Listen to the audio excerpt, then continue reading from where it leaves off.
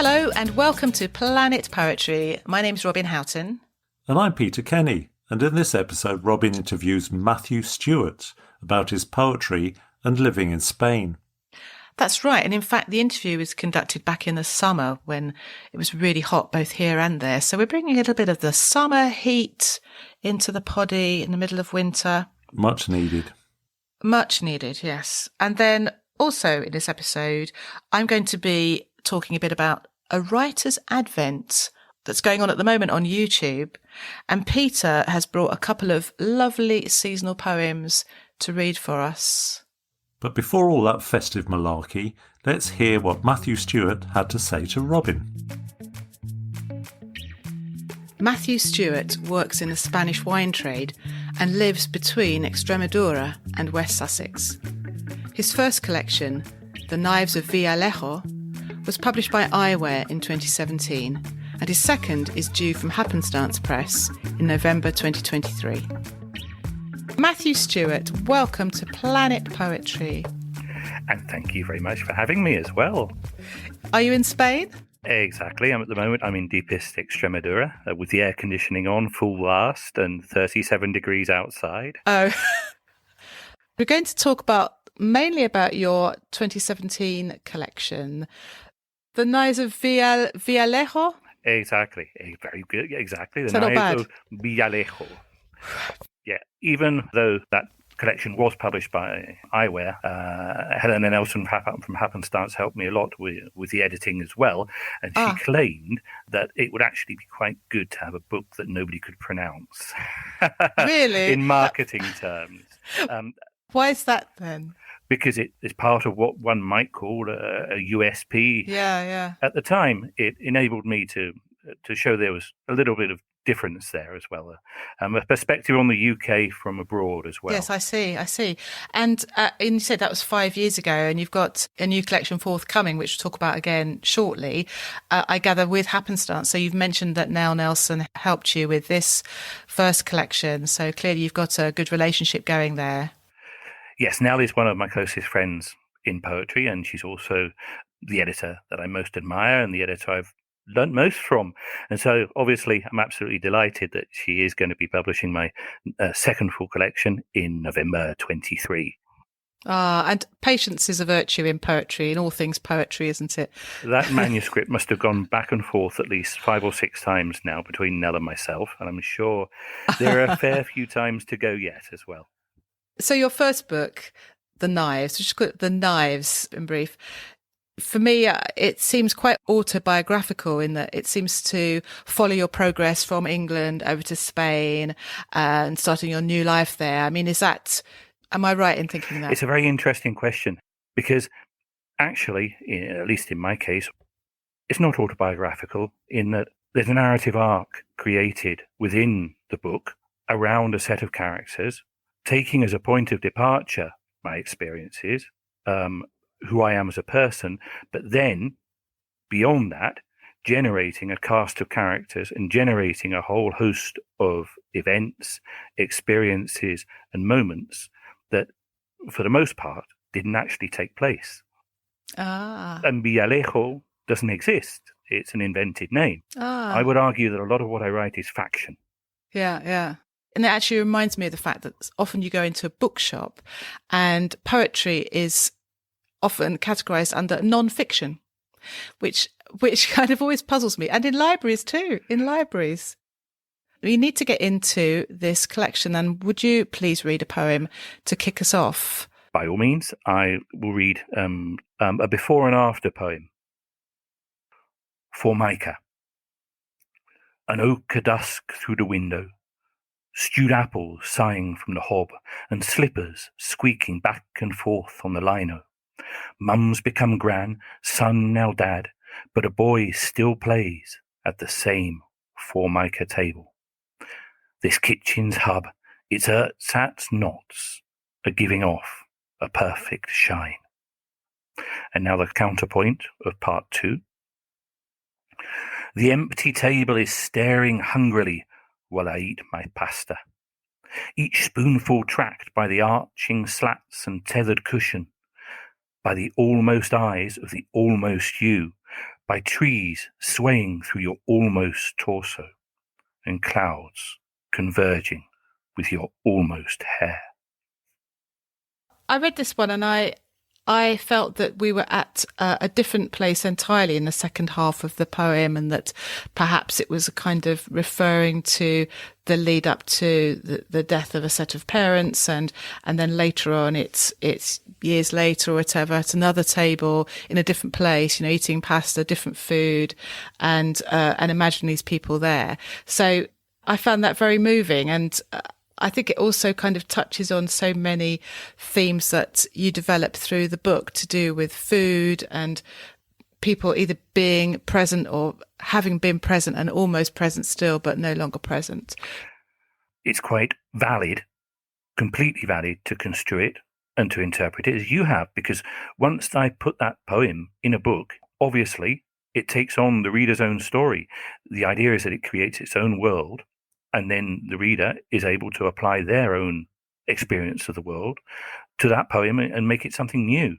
Absolutely. And as you say, they come from your experiences. And even if they're not necessarily the truth, whatever that may be, one still gets the sense reading this collection of the speaker and the characters in it, the speaker inhabiting a kind of borderland where is home, England is home, Spain. There's kind of these elements of the two cultures that seem to kind of knock up against each other. And although sometimes we see idealized, we've got some idealized images. I mean, even right at the beginning of that poem, an ochre dusk through the window and a stewed apple sighing from the hob. That's quite a kind of lovely memory, an almost ideal memory. And so you're not quite sure whether we're in a real world or a dream world or an imagined world. It feels like it references someone living in a liminal border space. I think you've definitely hit on something in terms of the liminality, in that I've always wanted to be on the outside, on the outskirts of the group. I've never wanted to form part of the group, but I never wanted to be rejected by it. And I think that having made a conscious decision to live as a foreigner for the rest of my life also feeds back into that sense of not quite belonging even as a child. Yes, that's fascinating. The decision to live the rest of your life as a foreigner, you've got to have a very strong kind of sense of self, I think, to be happy to do that without sort of thinking, maybe one day I'll really belong here. You're actually saying that I'm the outsider, and that's fine. That's what's interesting in a way. That's what's, living is about, maybe. Well, it's more than anything, it's also reconciling myself with who I am and the type of person I am, knowing that, for example, when I come back to the UK, I'm again an outsider now. Yes, actually, there's a poem that tackles that specifically, isn't there, about going and having a drink with old friends in a pub. There's a drink in a pub in Oxford compared with a drink in a pub or a bar in Spain. And the fact that in neither of those contexts was I really part of the group, and did I really belong? Yeah. If you live abroad, I feel that you have to come to terms with the fact that you're never going to be fully happy anywhere. And that duality also becomes a key part of your person and your personality and who you are. I wonder if you could read us another poem. I'm looking at this one entitled From Farnham to Villarejo. Mm-hmm. It's almost halfway through the book, and there's this sense of, as we move through the book, we're also moving from England to Spain, in the sense that I feel like the poems become more sort of what I think of as the Spanish poems after that, with Spanish titles and more situated, if you like, in Spain. It's a before and after poem again. On the one hand, it reflects on how when we leave our childhood home behind, we never quite manage to.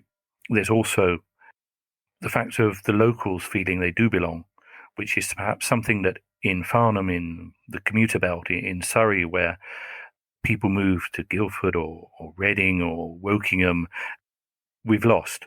And so it's a recognition of what attracted me to Spain. From Farnham to Villarejo, Part 1, focusing on Farnham.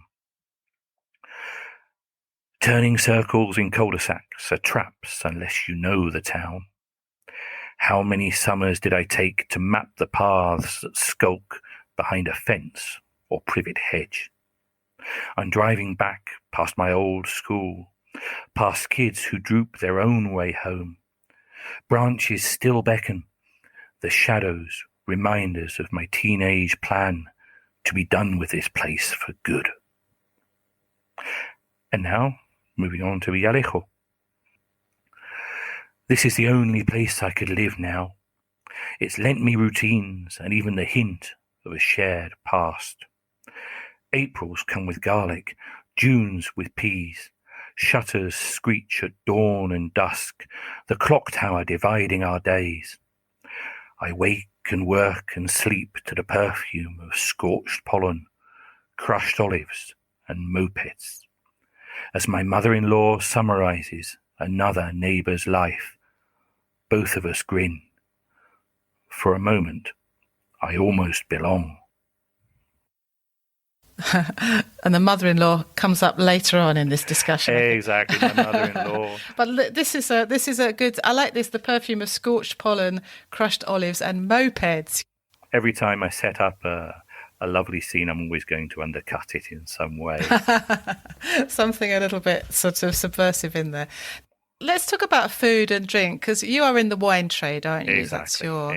That's your profession, and clearly wine and food in particular plays a big part in your writing. I mean, you're always bringing up the tastes and the smells and the gorgeousness of all the produce that is available over there and how people eat. So is that fair to say? Well, first of all, I'd say that there are two key elements that generally provide frameworks for our daily lives, and they are our jobs and food. One of the attractions of Spain to me personally when I first came over was the food and drink. As an example of a poem where you've brought food into it, we've got this lovely poem, Making Paella, or Paella as we'd call it here, of course, with David. I wondered if that might be one you might like to read. Yes, I mean, he's never had any interest whatsoever in cooking. And he's never really wanted to do any prep with me whatsoever. It's not true, but I would argue that it's poetically massively true. It's a rites of passage poem. Making Paella with David. I watch his fingers learning how to shell langoustines, exploring their cartoon alien faces and train track bellies. He giggles at calamari tentacles, snaps the glass he spines in half. Just now, he slung an apron on and told me he'd help. Bell peppers are staining the blade of his knife. It's time to let ingredients become a dish. He taps my arm.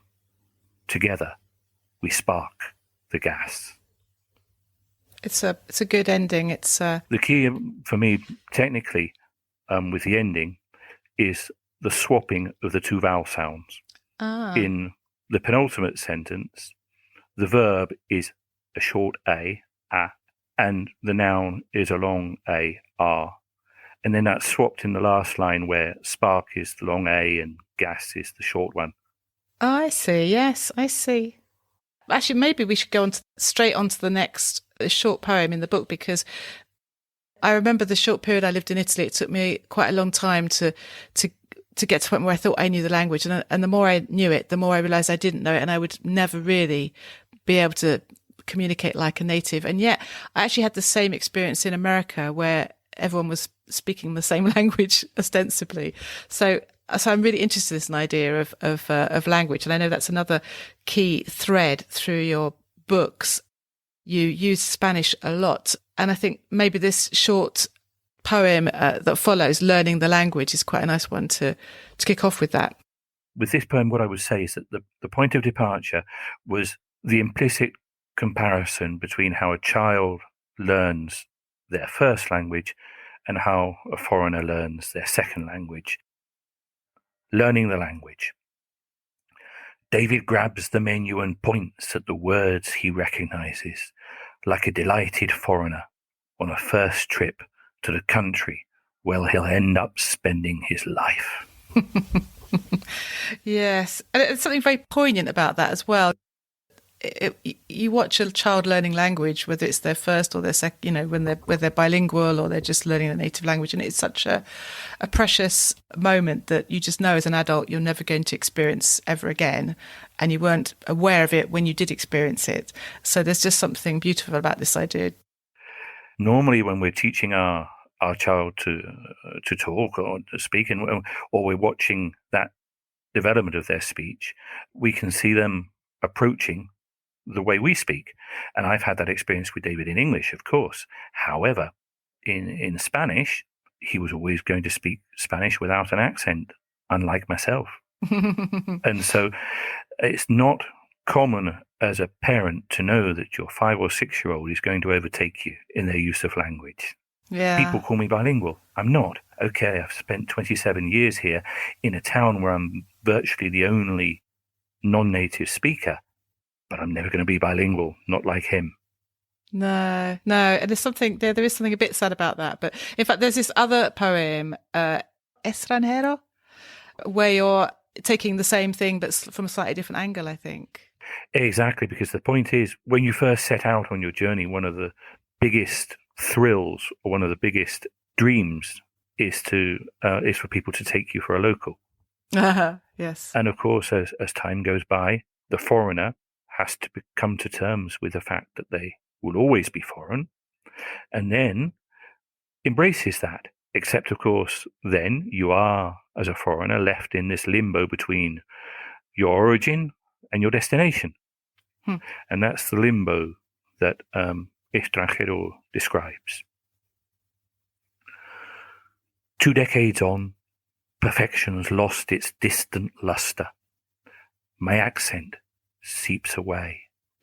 Every few minutes I let some vowels tug me back home, back towards the cadence of who I am, or was, or am.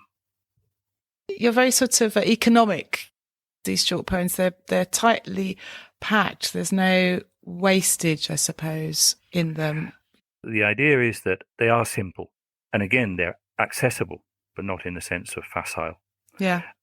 It's very easy to label poems that you can get a full grip on and a full understanding of on their first reading as facile or simplistic. And I would defend myself against those allegations very strongly. I would say that my aim is for my readers to get a grip on the poem on their first reading, but then obviously to uncover layer after layer after that. Yeah. I would argue that my target reader is someone who loves a serious novel and thinks poetry's not for them. Is that right? Are you on a mission to convert people to poetry? I'm on a mission, certainly within the limits of our genre's capacity to access new audiences without turning my back on any poetic ambition. I'm not dumbing down in any shape or form, but I do feel that there is a place for lots of different poetries, and for one of them to be a poetry that is serious and ambitious, but does appeal to people who think poetry's a bit crap. Well, I think that's a very good ambition. I want to ask you about your new collection, but before we get onto that, I do want to just ask you about blogging, because you have, I'm sure many of the listeners will know your name also as a blogger. You've got this blog, Rogue Strands, that's been running for, well, it feels like decades. I don't know how long you've been doing that, but I believe you've kind of moved on to other projects. You're less of a blogger, perhaps more of a critic, or are you on poetry-related projects other than blogging at the moment? I have been very lucky and have been invited to contribute both essays and reviews to outlets such as Wild Court and The Friday Poem. And those outlets, first of all, give access to maybe more readers than a personal blog does. Mm-hmm. And then secondly, they're a broader canvas. In other words, I don't feel that a blog really lends itself to a 1,000-word essay on a poet's work to date, or a lengthy technical discussion of how a collection is put together. Yeah. And then, of course, social media is short, immediate. It enables direct debate and, of course, passes very, very quickly and with a far shorter format. So how do we reinterpret blogging on that basis? Well, I'd argue that I'm using my blog in a different way now, because every way I use social media and blogging is to try to generate more readers and more audience for the poetry that I love. Obviously, I use it for my self-promotion of my own work, but I'm also trying to push all the poetry that I feel deserves more readers and could also attract new readers to poetry. So I'm working my social media together with the blog. In other words, what I will often do is I'll initiate a thread on Twitter, and there'll be an exchange with a whole host of people on that. And then on the back of that, I'll be able to write maybe a 300-400 word opinion piece for the blog, and then take that back to Twitter or back to Facebook as an anchor, as a point of departure for more debate. So it's more than anything, it's developing the role a blog can play. I definitely would argue that a blog is a crucial tool for a poet in developing an audience, a readership, a reputation, and for engaging with everybody around them. But I would argue that nowadays it's far more powerful when you use it in conjunction with other social media. I think you're right there. You've hit on the idea of certainly a blended approach. And I like your kind of feedback loops of initiating a discussion on Twitter, gathering together what people are talking about, putting it into a blog post, and then taking it back. And then that's something that you could develop into one of your longer opinion pieces that you can put into a journal or whatever. And I think that's a very smart way of working. And also it keeps the interest going for yourself, doesn't it, as well? I know as a blogger, it's easy to get to that point where you think, what am I doing here? What am I blogging about? Am I adding anything? Exactly. For a blogger, as you know, it's very difficult to get a lot of feedback. And of course, the feedback is not immediate. Yeah. A number of the threads that I started on Twitter enabled me to reflect and to come to a series of conclusions that led me to, for example, the feature that I published on the Friday poem called Beyond the Bubble, along the lines of how we would like to promote poetry, how we can reconcile the need to market with the need to be artists, and how difficult that is for some people, and how we need to work together to push the genre rather than squabbling among ourselves. Poets squabbling? Never heard of such a thing. Now, I don't want you to go without telling us about your new collection. And in fact, you have kindly shared with me one or two of the poems that are coming out in your new book. Tell us a bit about the new book then. Just as The Knives told a story, so does the new book.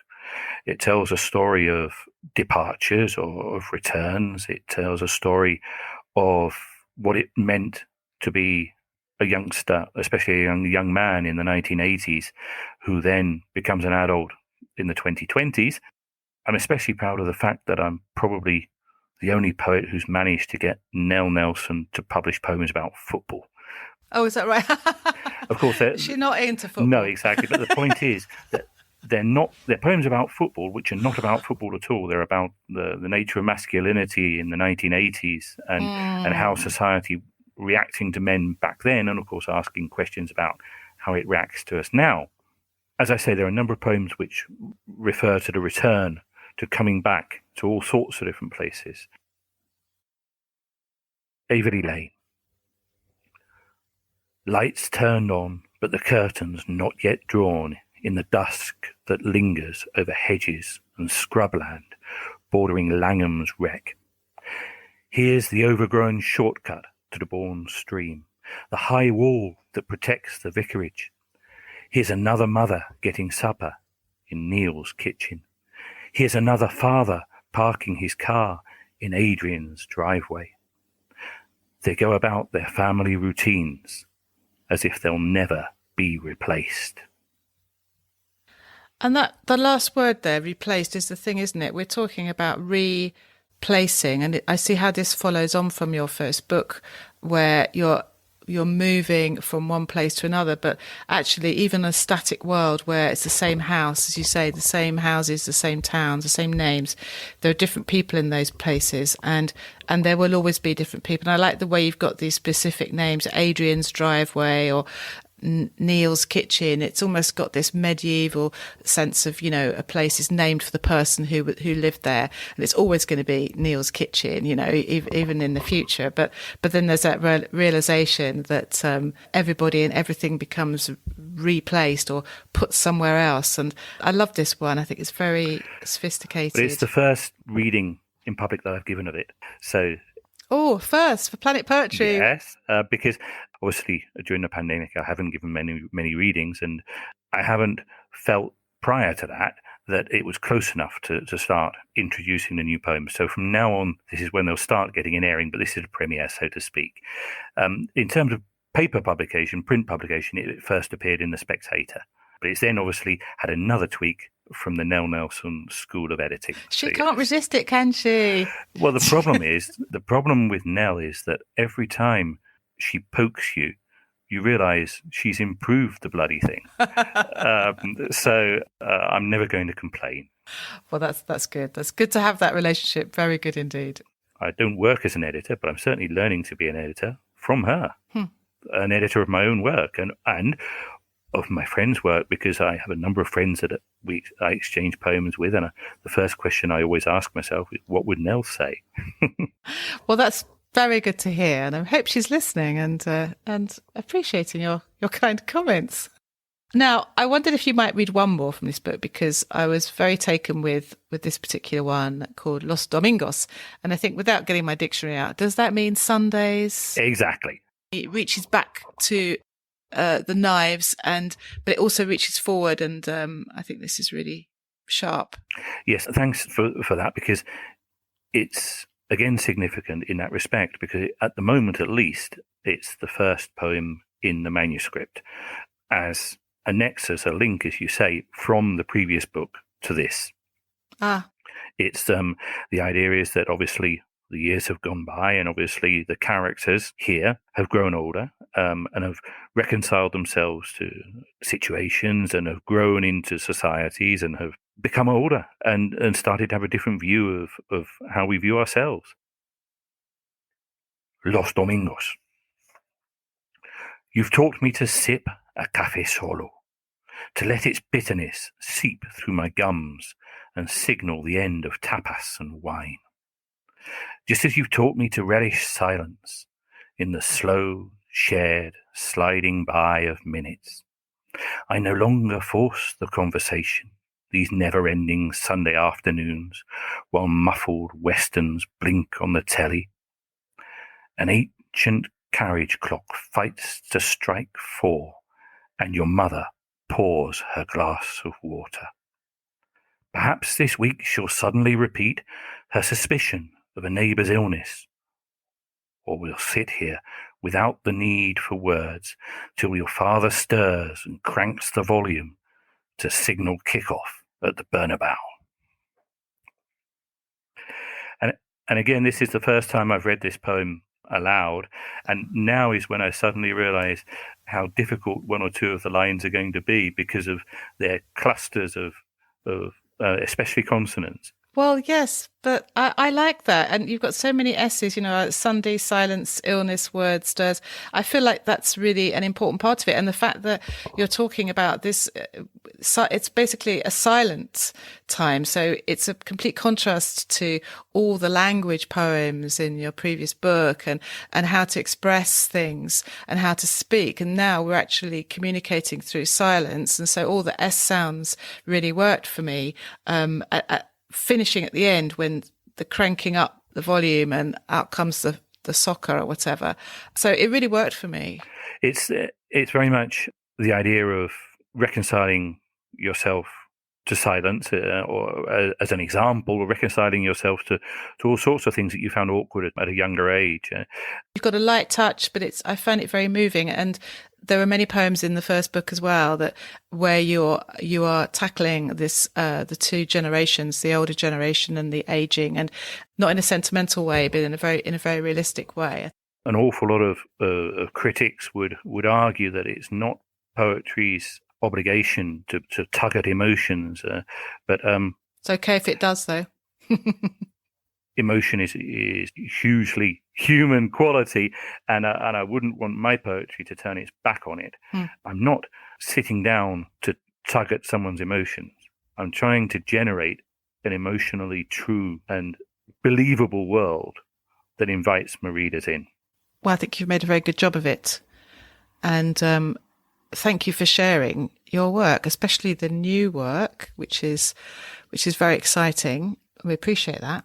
Well, as I said to you before we came on air, the amount of work that's involved in producing these podcasts must be colossal, and I'm simply grateful for their existence, as a listener, and then obviously today as a participant. You're very kind. Thank you so much for coming on. It's been great. So best of luck with the new collection when it comes out.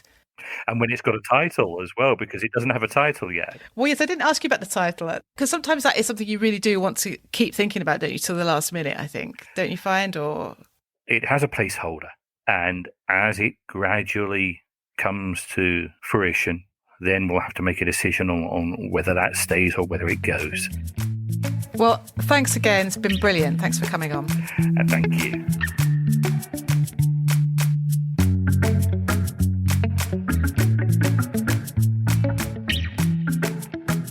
So that line, they go about their family routines as if they'll never be replaced. That poem about people returning was just quite devastating in a way. There seems to be a link in my mind between this kind of going somewhere where you're making it your home, but you'll never quite be there, but you're kind of in a way unique. You know, you're the only English guy in the village, as it were.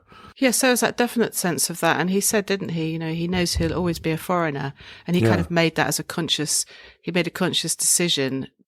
And I liked his focus on language and words as signifiers of one's place and one's place in a place, in a family.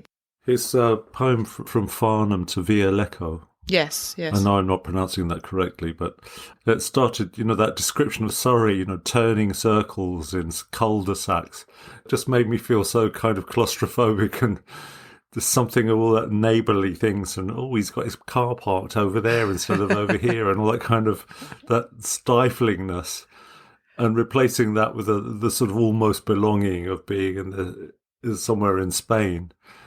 It's really clear where he'd rather be, in a way. I liked when he was mentioning about his manuscript going back and forth between himself and Nell Nelson. And I just think that's, you know, to have a really engaged editor like that, that's really in the process with you. It's enviable, really. It's unusual, isn't it, to have that kind of relationship with one's poetry editor. I've learnt that now just from talking to lots of poets who've been through that process. And clearly it's special for Matthew. As he said, he respects her and absolutely takes on board what she has to say. For some reason, it occurred to me that could you spot, you know, a collection that's been edited by a particular editor, for example? I'd never thought about that before. Well, I haven't. I mean, he actually addressed that, didn't he? He said although he and his other poets in her stable produce very different poetry, and we know one or two people who've been edited by Nell Nelson, including Charlotte Gann, who was here not so long ago. So I'm not sure. I mean, everybody has their quirks and their trademarks, I suppose. Like record producers, you know, in pop music, that you can spot their sound. I don't know, like Phil Spector. It's the first one that comes up, isn't it? And his wall of sound. So I was interested when Matthew said he described his own poetry as accessible but not facile. He seems to have a very strong sense of his style and how he feels his work is received, which is it's kind of unusual. You know, he's quite self-aware. He's very kind of connected with his audience, I feel. The fact that he's actually, you know, imagined a target reader for his work. Yeah. It's not exactly a business-like approach, but a kind of well thought through. And it goes on to a wider point in a way, because so much of other writing, other kinds of writing, you've always got the audience or you know, the person that's going to receive the writing in mind. If you're a copywriter, that's all you have, that and the brief. Yeah. But, even writing for television or writing other things, you've got your audience and, Yes. who you're trying to appeal to is, very, very much there on the table. Yes. Whereas like poets kind of exist. Is it a question? Do poets exist in a world where at last they have the liberty to just write what they want, and if they find an audience, that's fine. Maybe that's what makes it so interesting, but so hit and miss. I don't know. I do like the fact that poetry does attract writers who are not at all businesslike in their thinking and wouldn't dream of thinking about who they're writing for. And I like that because it means we have a huge pool of interesting humans writing poetry. Yeah. But something about Matthew's approach does appeal to me. The fact that I think he is businesslike doesn't detract from his art. But what he was saying, for example, about his attitude to blogging, and he's systematic about using social media in such a way that he gets feedback loops going, that he wants to have a place where he can write long opinion pieces or reviews. And so he is approaching that side of it in a very businesslike way. And I like that. Yeah. I mean, as Matthew himself said, there's a place for lots of different poetries. But indeed. Yeah. Yeah. His poems are quite condensed, like that little Formica poem and this idea of people not being at a table. And I saw one on the page recently, and it was just so sort of small and kind of unassuming. Even though he's talking about wanting to be accessible, there is that sense of there are things to unpack in that. Yes. It's quite interesting that he almost was saying about his feelings about emotional writing is that he hasn't got those kind of emotional designs on people, but he wants people to be drawn into the truth of what he's writing. That was interesting, wasn't it? No. You're right. Nobody wants to read a poem and feel they're being manipulated. Well, I certainly don't. That's what people objected to Charles Dickens, wasn't it? That sense of, just being deliberately manipulated into sobbing, with some orphan dying somewhere or something. Yeah. Pulling the heartstrings. Every writing manipulates its reader one way or another, but if it becomes obvious, then it becomes transparently a kind of a device to make you feel something. No, it was great fun interviewing Matthew. I think he was a really interesting guest. Has his book been launched? The new one? No, it's out next year. Next in autumn. November, isn't it? Yeah, November. Yeah. So title TBC.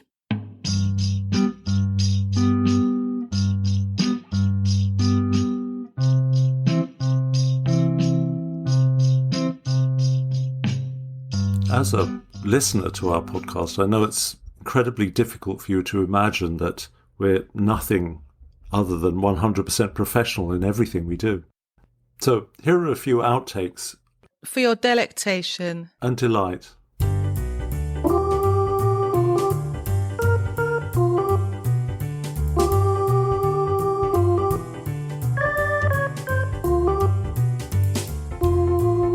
So that's fine.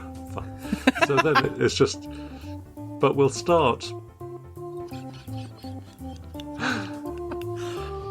So how was summer for you? Was it full of incident and glories? Not really. No. So let's hear what Kim Moore had to say to Robin about all the men she never married. No. Do that bit again. So that I've enjoyed. It's all sorts of interesting work in there, and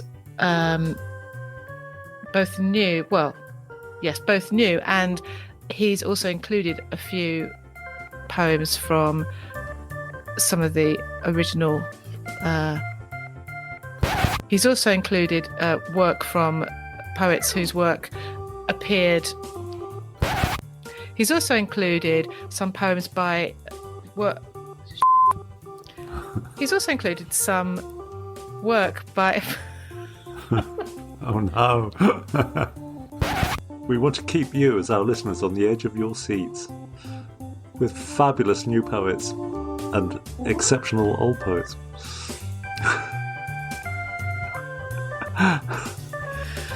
So anyway, that's a little taster of what's coming up. Christ. taster, is it? And although no, I've made a mess of that. Negative capability. Do you happen to know anything about this? Oh God. Am I being a bit? Is it not? I just can't think what it means at the moment. No, I can't either. Okay, well, I'll cut all that. Right about now in the podcast, we talk about what we've been reading. But you haven't been reading anything, Robin, have you? I have been reading the odd thing, but funnily enough, I'm not going to talk about that. I'm going to talk about something I've come across on YouTube, which I thought was quite interesting and wanted to give a mention to. Oh. And that is... Poetry related? It is, absolutely. It's Jo Bell, who has done this thing called A Writer's Advent. And maybe she's done it in previous years, I don't know, but I just came across it the other day. So it's sort of halfway through, and you can probably imagine what a writer's advent is. Basically, it's a short video each day leading up to Christmas through December. And each one is sort of a minute and a half, 2 minutes max. And it's either Jo or one of her poet mates or writers that she's brought on board. And each one is a single tip or a favourite quote or an idea, something for writers, basically. Oh. And it's rather nice. So it's like a little series of brief talking heads. So I've been having a look through, and obviously there's still more to come. So by the time this podcast goes out, there's still plenty more days to catch up on it. But you'll find it on YouTube.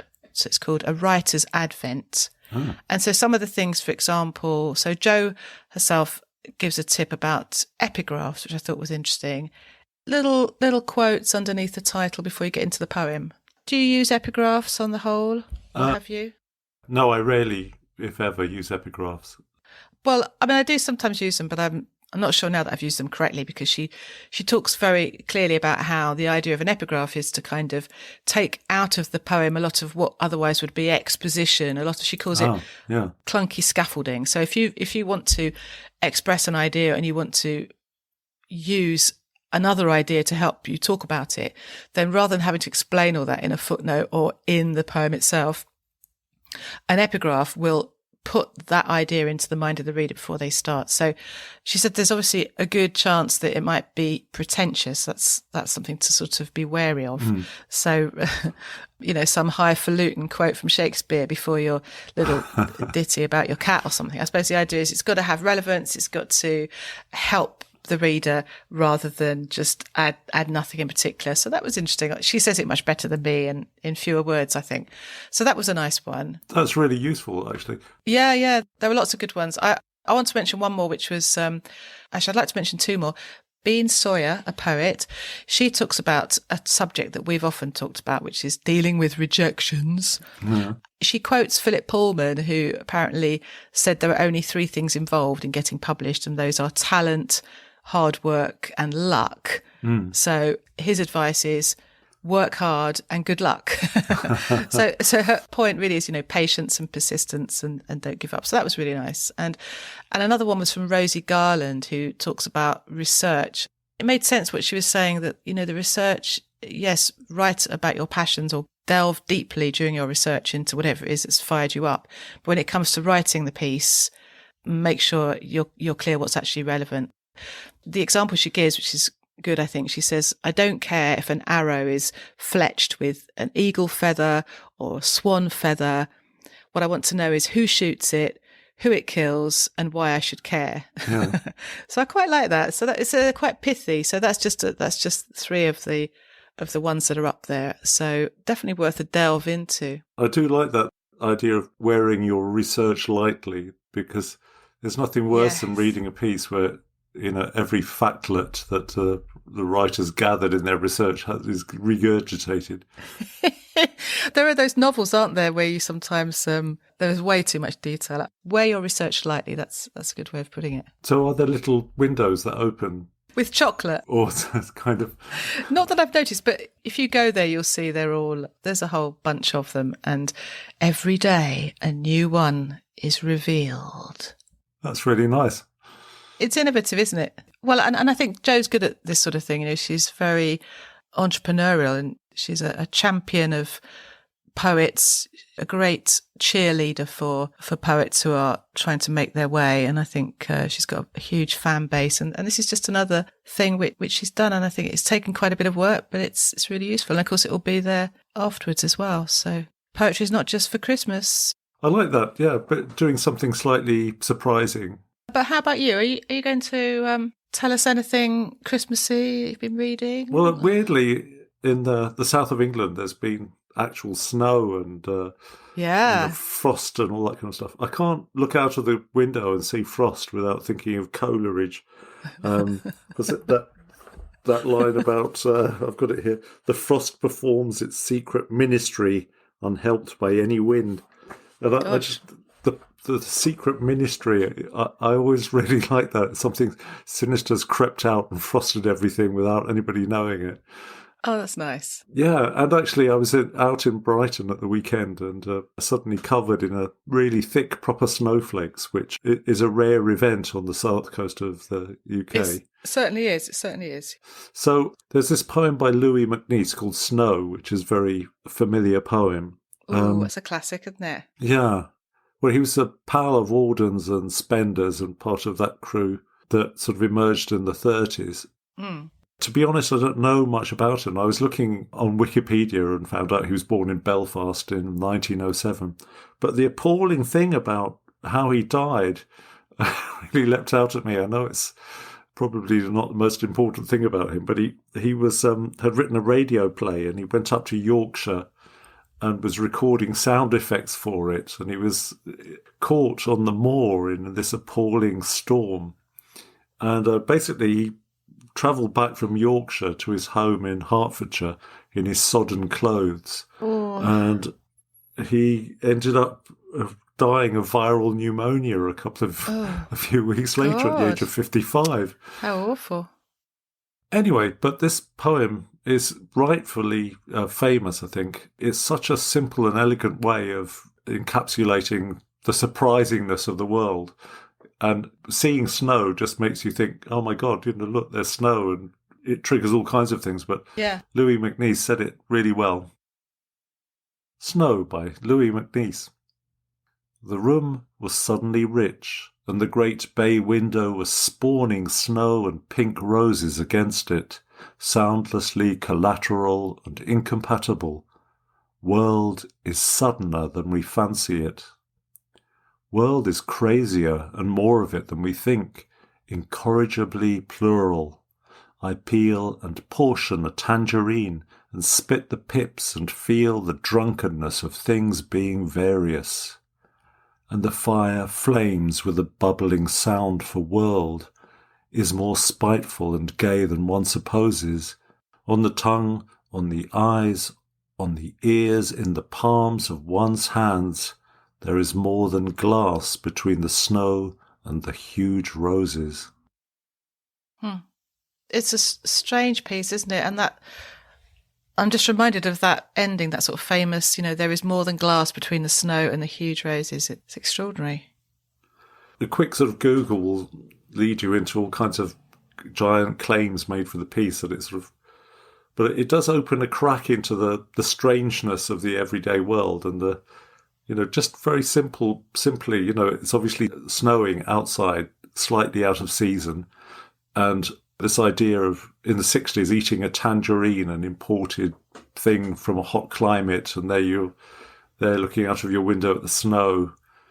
And just that simple juxtaposition of things just opens a crack in the world and makes you see it as strange again. And world is suddener than we fancy it. World is crazier.